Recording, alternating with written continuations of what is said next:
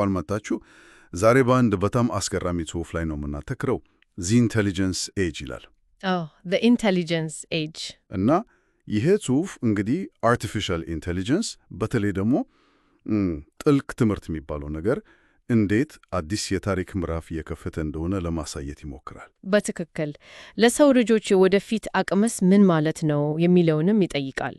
ያስገርማል እኮ እኛ አሁን የምናደርጋቸው ነገሮች ለአያቶቻችን ብንነግራቸው አስማት ነበር ይመስላቸው።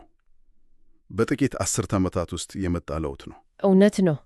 እና ይህ በዝግመተ ለውጥ የመጣ አይደለም። በማህበረሰቡ የእውቀት ክምንች በቀደሙት ትውልዶች ሥራ ላይ ተመስርተን ነው። ያው አንዱ በአንዱ ላይ እየጨመረ የመጣ ነገር። አሁን ደግሞ ኤአይ አርቲፊሻል ኢንቴሊጀንስ ተጨማሪ ኃይል እየሆነ ነው ማለት ነው። አዎ ጽሑፉ እንደሚለው ምናልባት ወደ የብልህነት ዘመን እየተሸጋገርን ሊሆን ይችላል። እሺ የብልህነት ዘመን ይህንንስ ምን አመጣው? ምንጩ ምን ይላል? ዋናው ነገር ይላል ጽሑፉ ጥልቅ ትምህርት ዲፕ ለርኒንግ የሚባለው ቴክኖሎጂ መስራቱ ነው። ያ ነው ቁልፉ። ጥልቅ ትምህርት? አዎ የሱ መገኘትና መስራት ነው ትልቁን ለውጥ ያመጣው።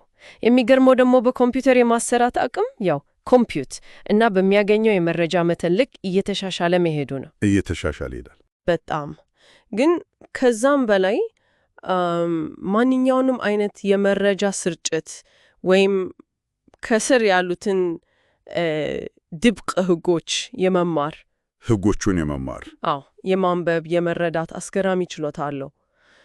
ጽሑፉ እኮ ይሄ ምናልባት የታሪክ ሁሉ እጅግ አስፈላጊው ሀቅ ሊሆን ይችላል ይላል። ዋው!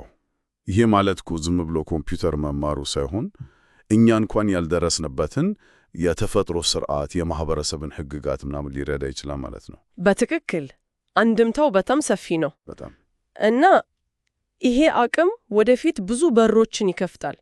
ለምሳሌ ጽሑፉ ላይ እንዳለው ለእያንዳንዳችን የተበጁ ለኔ ብቻ የተለያዩ ሙያ ያላቸው የኤአይ ቡድኖች ምናምን ልናስብ እንችላለን።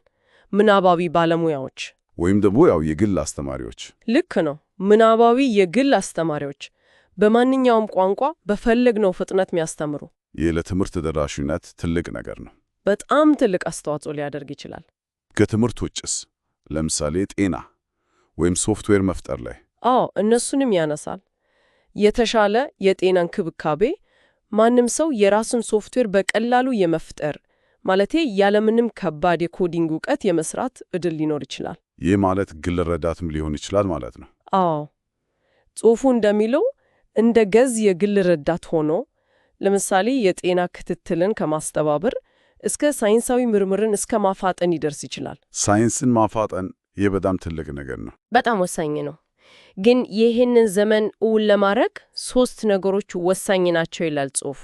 እሺ ምንድን ናቸው? አንደኛ የኮምፒውተር የማሰራት አቅም ኮምፒውት። ይሄ ማለት ከፍተኛ መረጃን የማስተናገድ አቅም ነው። ፕሮሴሲንግ ፓወር። በትክክል።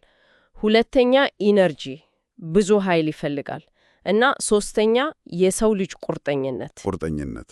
የኮምፒውተሮቹ ግን ማግነስ አለበት ማለት ነው አይደል? ለሁሉም እንዲደርስ። በጣም የመሰረተ ልማቱ በቂ የኃይል አቅርቦት፣ ቺፖች ማምረት። እነዚህ ካልተሟሉ ጽሑፉ ስጋቱ እንደሚገልጸው ኤአይ ለጥቂት ሀብታሞችና ሀያላን ብቻ የሚቀር ሀብት ይሆናል። እና ያ ደግሞ ግጭት ሊፈጥር ይችላል። ለሁሉም ተደራሽ መሆኑ በጣም አስፈላጊ ነው። ይህ ከብልጽግና ጋር በቀጥታ ያያይዘዋል። ዛሬ ልናስበው ከምንችለው በላይ የሆነ የጋራ ብልጽግና ይመጣል ይላል ጽሑፉ። ምንም እንኳን ብልጽግና ብቻውን ደስታን ባያረጋግጥ። እውነት ነው። ግን ስለ ስራ ገበያስ? ብዙ ሰው እኮ ስራዬን ያሳጣኛል ብሎ ነው የሚሰጋ። ጽሑፉ ያንን ያነሳል። ብዙ ስራዎች እንደሚቀየሩ ግን ሰዎች የሚሰሩት ነገር አያጡም የሚል እምነት አለው። እንዴት? የሰው ልጅ በተፈጥሮ የመፍጠር የመረዳዳት ፍላጎት አለው። ኤአይ ደግሞ ይህንን ያግዛል፣ ያጎለብጣል ነው የሚለው። የቀድሞ የመንገድ መብራት አብሪ ምሳሌ ትዝ አለኝ ጽሑፉ ላይ። ጥሩ ምሳሌ ነው። ልክ እንደዛው እኛም የመቶ ዓመት በኋላ በኤአይ የሚመጣውን ለውጥና ብልጽግና ልንገምጠው አንችልም ነው የሚለው።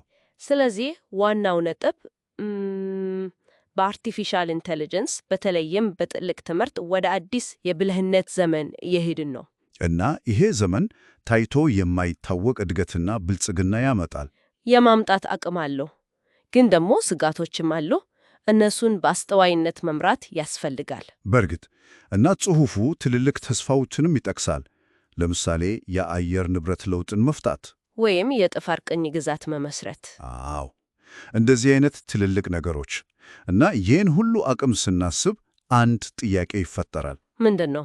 ይህን ገደብ የለሽ የሚመስል ብልህነትና ኢነርጂ በአግባቡ ለመምራት ስጋዎቹን ለመቀነስ የትኞቹ መሰረታዊ ሰብአዊ እሴቶች ወሳኝ ይሆናሉ ብለን ማሰብ አለብን? በጣም ጥሩ ጥያቄ ነው። እሴቶቻችንን መመርመር ያስፈልጋል። ለዛሬ በዚህ ሐሳብ ላይ እያሰላሰልን እንሰናበት።